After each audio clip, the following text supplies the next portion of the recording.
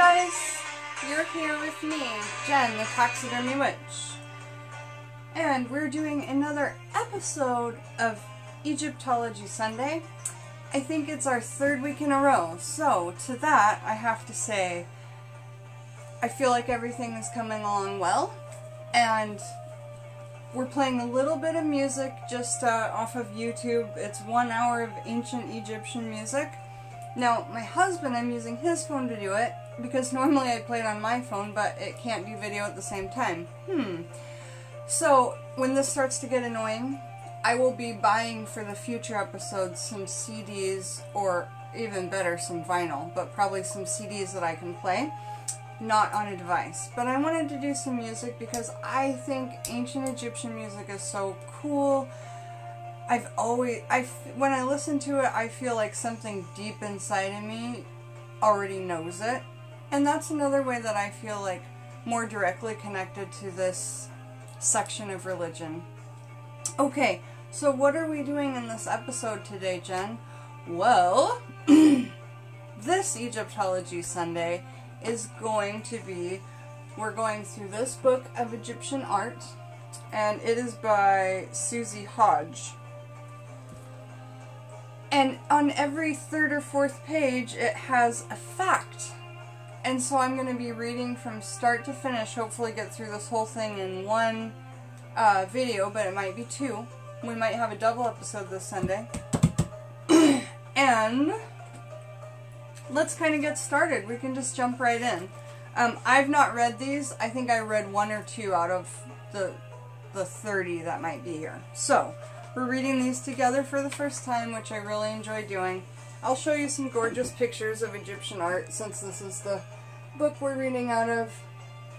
It's really lovely, and I bought this book actually way before witchcraft. I buy books at thrift stores that are like, have beautiful pictures in them, and then I cut them up and I use them for my art. And sometime will have to show you guys my collage art.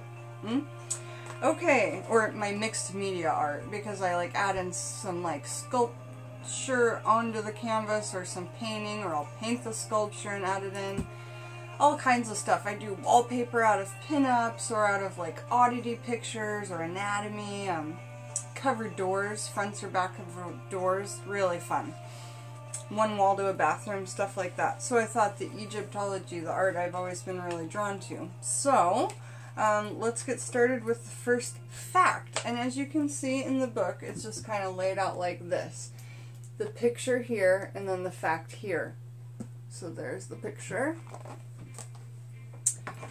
And the fact is, some of these names I will be actually spelling to you, because I don't know how to phonetically pronounce all of them. So this fact starts with,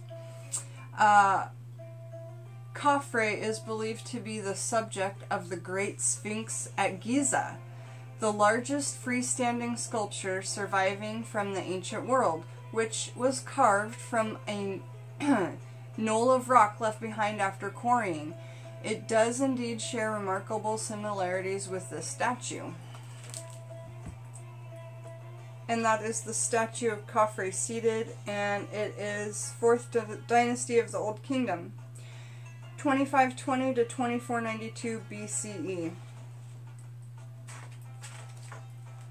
Here's a better photograph of that.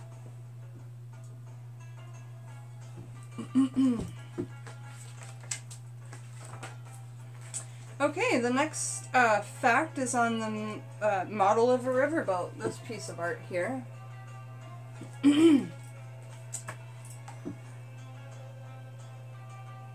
Nefertiti holds a sacred blue lotus flower, which the Egyptians associated with rebirth, because it opens each day revealing its golden center, linking it to the sun god and the story of creation. Our sun god Ra, yes?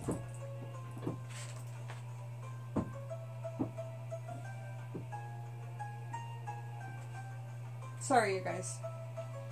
I'm hearing something. Sorry. And so that was 1985 BCE.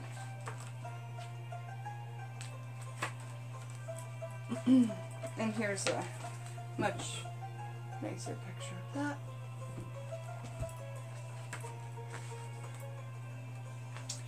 Okay, statue of an offering bearer. Fact.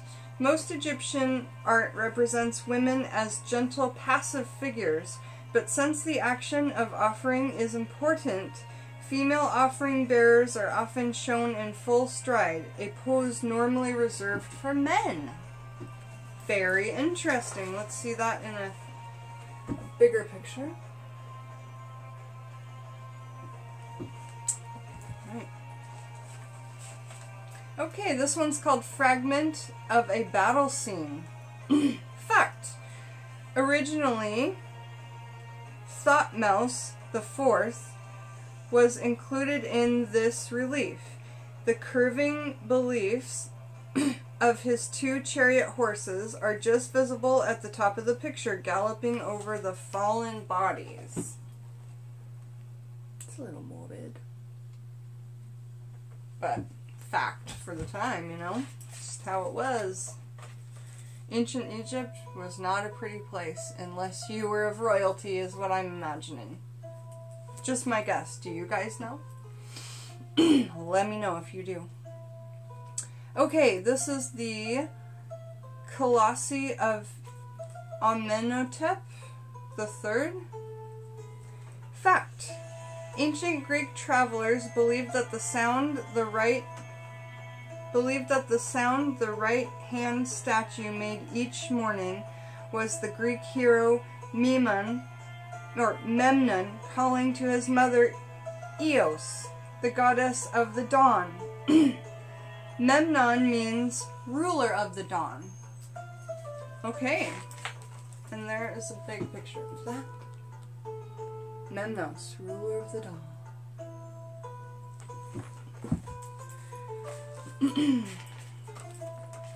Okay, this one is Following in the Marshes, 1365 BCE.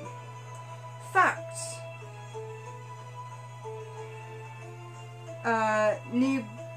Nebamon's wife Hatshepsut's fine clothes, jewelry, wig, and perfumed wax cone may seem inappropriate a trip to the marshes. They symbolize fertility, as did the duck.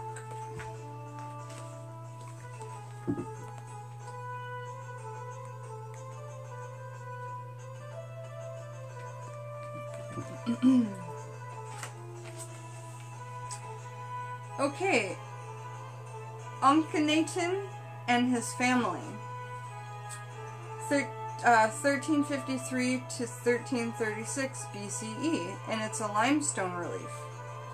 Fact.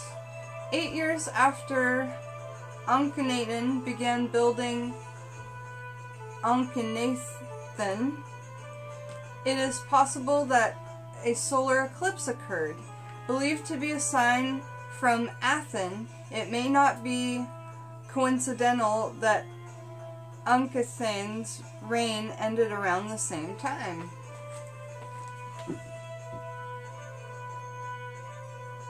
Beautiful stuff, these hieroglyphs and such, so amazing. I thrifted a book on Egyptian hieroglyphs and like how you can write out things in them, and my tattoo artist is borrowing it right now, but I'm gonna get it back from him when I get my hand tattoo finished because I had to stop my rib tattoo. Long story, but when I get that back we'll do an Egyptology Sunday just on that. Okay, so this one is the crowned head of Queen Nefertiti.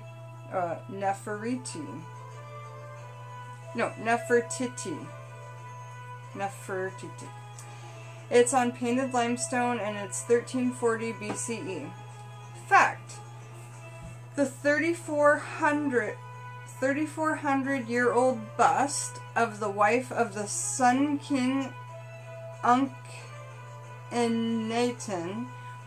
has been in German hands since it was dug out of the desert by the archaeologist Ludwig Brocard in 1912.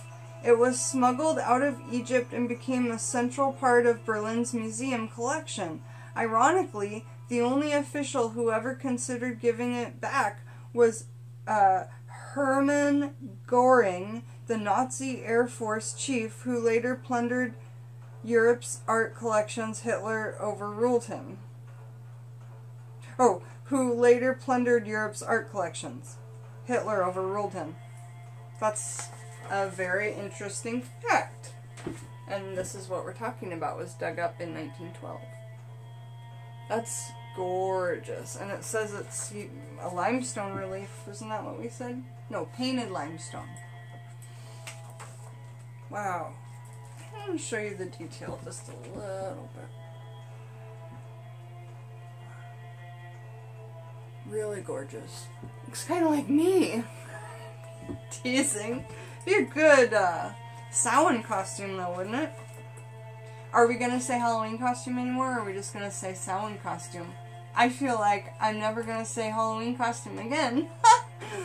Okay, now we're on to one called the Papyrus of Nacht from the Book of the Dead.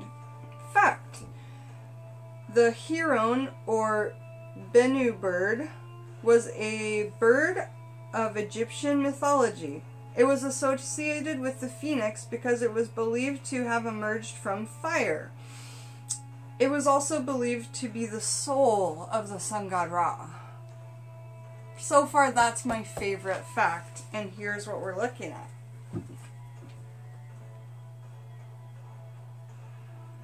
Okay, and that was pigment on papyrus, and it's 1350 to 1300 BCE. The golden throne of Tutankhamun.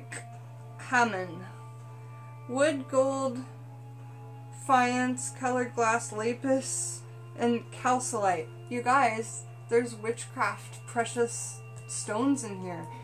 If you had something like this, you could really use that for some amazing workings, couldn't you? So, 18th dynasty, 1330 BCE. Fact: it is... Hey, at what point did that go out? Oh. Fact: it is debatable whether the throne was first commissioned for Akhenaten and later altered for Tutankhamun, or whether it was produced early in Tutankhamun's reign during the transition back to the Orthodox religion. It's so deliciously beautiful. Look at that. Really something. Wow. Okay, now we're I love scarabs, or scarab. I say scarab. Winged scarab pendant. And here's the so it's made of stone I can't pronounce, cloisine, gold, silver, chalcedony, semi-precious stones including lapis lazuli and turquoise, as well as colored glass. 1330 BCE. And the fact: the Shen ring represented the concept of eternity. Like a wedding ring, it has no beginning or end, and the filled center of the Shen circle symbolized the sun disk. Well, I would just love to own something like this, okay? I've found things like this on eBay. Of course, not ancient, but, you know, similar, precious stones, all of that. Look at that. I mean, that is amazing. This piece right here is just something. And right in the middle, that's the scarab, and they're usually carved out of a stone. Or amber. I want an amber scarab laid in either gold, but that would be too expensive, or like, not sterling silver. And I also want an ankh necklace. See, there's a list of things I need to get, but they will come to me in time, you know. I can't just go willy-nilly with money when I've not got a lot of it. Okay. And you see me buy just a jillion candles the other day in my witchy thrift haul video, which I do every time I go to the charity shop. That's because I've burned through four of these big taper candles today. So, I mean, I'm going through them, you guys. And those weren't even for candle magics. I just write my intention, and then I have my altar candles. So, you know, candles, that's why I thrift them every chance that I get. And you should too, if you really want to always have like a working candle, if you're doing as much witchcraft as I am. So yeah, back to the scarab. I love them. I'm so drawn to it. I've always loved beetles in general and not been scared of them. Probably because I was in the dirt a lot as a kid, but you know. Okay, where are we at for time? 16 minutes. I think we'll get through. We've only got like 5 more. So let's say this is a funerary mask of Tutankhamun. And I'm talking about one of these guys. We'll show it better in a minute. Fact. The traditional striped king's headcloth was called a Nemeth, N-E-M-E-S, worn only by the pharaohs since the early 3rd dynasty. The Sphinx also wears one. Oh, by the way, this is made gold inlaid in colored glass and semi-precious stones, 1323 BCE. So, solid gold, you guys. Think of how heavy that would be. Oh, priceless in money. The Sphinx also wears one. This piece of striped cloth was pulled tight across the forehead and then tied back into a kind of tail at the back, with 2 lappets, L-A-P-P-E-T-S, hung down. The brown was decorated with a cobra and a vulture.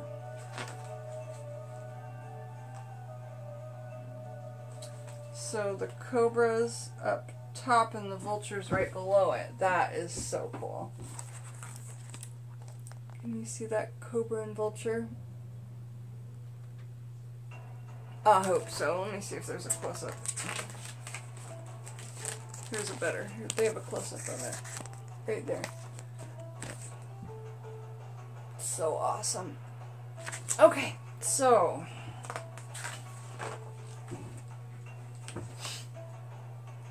next we've got the Papyrus of Nefertiti from the Book of the Dead.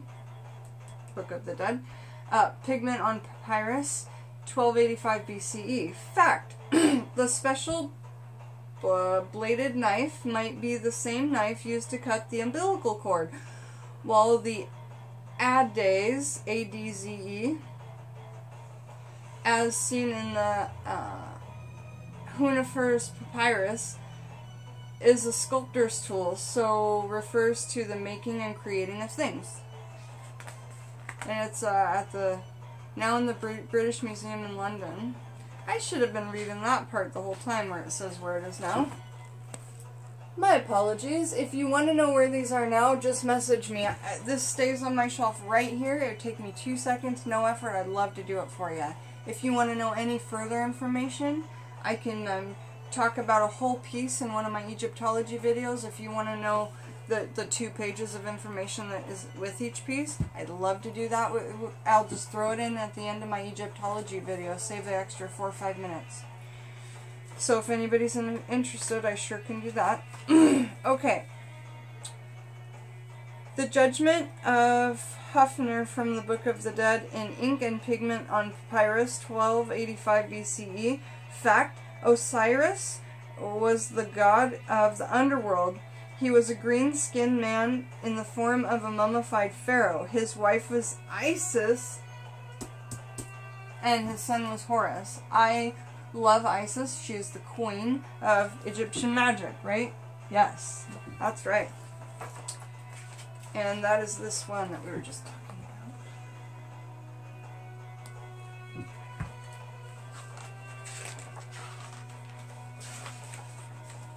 Okay, the Temple of Ramses II at Abu Simbel. Sandstone. Fact, twice a year on the anniversary of Ramses' coronation, February 22nd, and on his birthday, October 22nd, coming up, statues of Ramses. I need to find out Bastet's birthday. If any of you guys know Bastet's birthday, please tell me. Irene, if you know it, tell me. Statues of Ramses Ra and Amun, A-M-U-N, light up. The temple has a central axis leading to an inner sanctuary, and the earth and sun are aligned in such ways twice a year so that the sun's rays penetrate all the way into the inner sanctuary at dawn. The statue of Ptah, the god of darkness, remains in the shadow.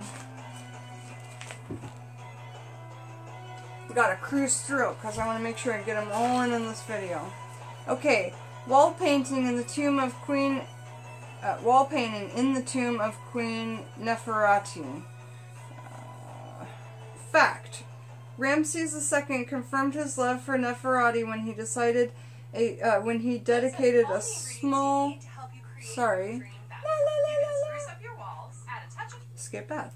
When he dedicated a small temple at Abu Simbel in Nubia to both her and the goddess Hathor, so bestowing upon his wife the status of a goddess. That's awesome. Beautiful. Truly. Okay, outer coffin of Henetawi.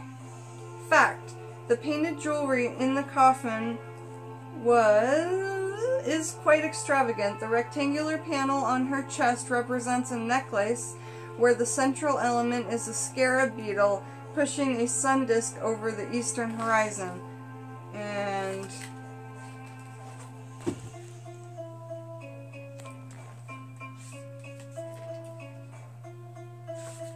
alright, the next one is Book of the Dead of Kensumose, painted Incan papyrus. Fact: generally the figures of pharaohs, gods, and goddesses were portrayed in formal style adhering to long-established rules, but lesser mortals, such as Kensumose, were allowed to be interpreted less formally. That's cool.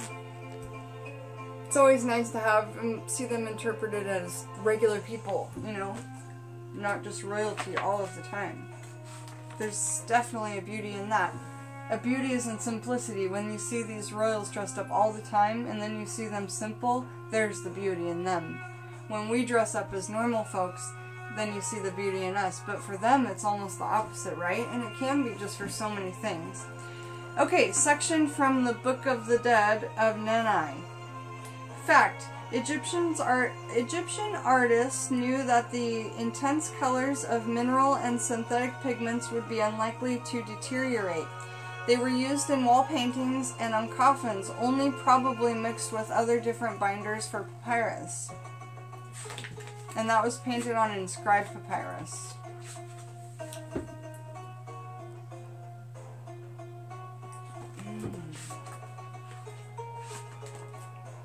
Portrait of a boy. Fact: paintings of this type are typical of the multicultural society of Roman Egypt. The inscription below the neckline of the boy's tunic is written in Greek, which was the common language of the Eastern Mediterranean at the time. Scholars do not completely agree on the inspiration's translation, so we don't know what it says, and it's painted on lime wood. And I think this one is one of the most beautiful ones in here. And this is the inscription they're talking about. Okay, so that's that with that book. I hope you enjoyed this book on Egyptian art. And lastly, I want to tell you that this purse is a Killstar purse. It helped me meet my only in real life witchcraft friend. The rest of them I've never met in actual person. So Irene, and this is a Killstar purse. Killstar. And I love it. You can fit more than you think you can, surprisingly, like, because it's tall. But it is hard to get things into, I won't lie. But if you want something that doesn't get squished, and that's why I got this, so that my certain things I pack won't get squished. Alright, cool. You guys, I had such a fun time. Thanks for joining me back on another episode of Egyptology Sunday with the Taxidermy Wench. Let's crank this and say...